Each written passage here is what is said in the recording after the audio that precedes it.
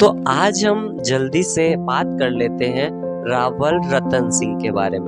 रावल रतन सिंह मेवाड़ के एक महान रावल थे, जिसे राजा की उपाधि, क्योंकि राणा बाद में बनेंगे, उससे पहले क्या है, मेवाड़ के जो राजा थे उनको रावल कहा जाता था।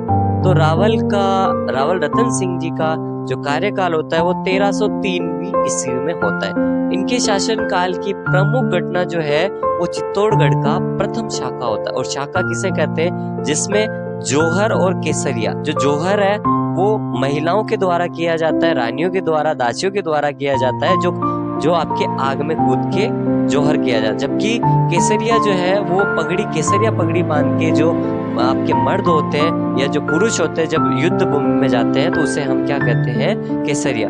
तो जहाँ केसरिया और जौहर दोनों मिल जाए उसको हम कहते हैं शाखा। और इन्हीं के शासन काल में चित्तौड़ का प्रथम शाखा हुआ था। ठीक है।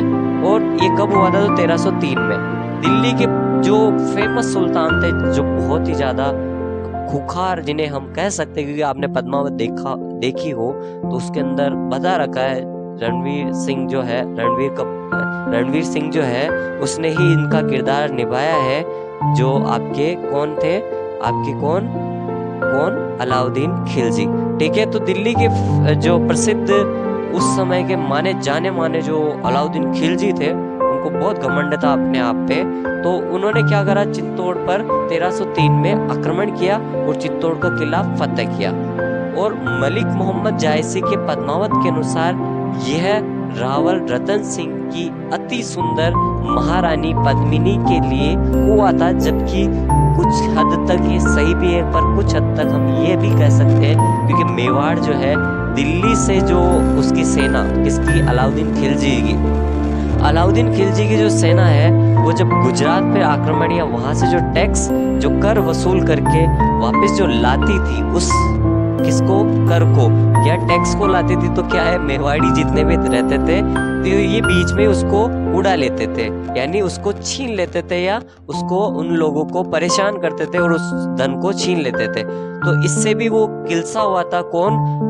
आपके अलाउद्दीन खिलजी। तो उसको एक बहाना मिल गया कि चलो यार, एक सुंदर रानी भी है वहां, वो भी देख लेंगे, और पुराना जो हिसाब है उसको भी हम कवर कर लेंगे।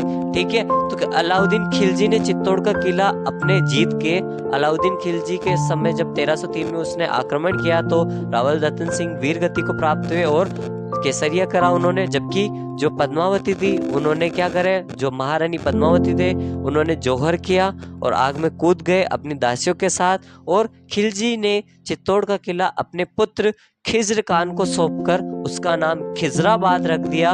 और चित्तौड़ के प्रथम शाखे में, ये प्रथम शाखा जो हुआ था, ये प्रसिद्ध इतिहासकार एवं कवि अमीर खुसरो अलाउद्दीन खिलजी के साथ थे। उस समय कौन इनके साथ थे? तो अलाउद्दीन खिलजी के साथ प्रसिद्ध जो इतिहासकार और कवि थे अमीर खुसरो, ऐसा बताते हैं। ठीक है। तो ये रावल रतन सिंह जी की कहानी है।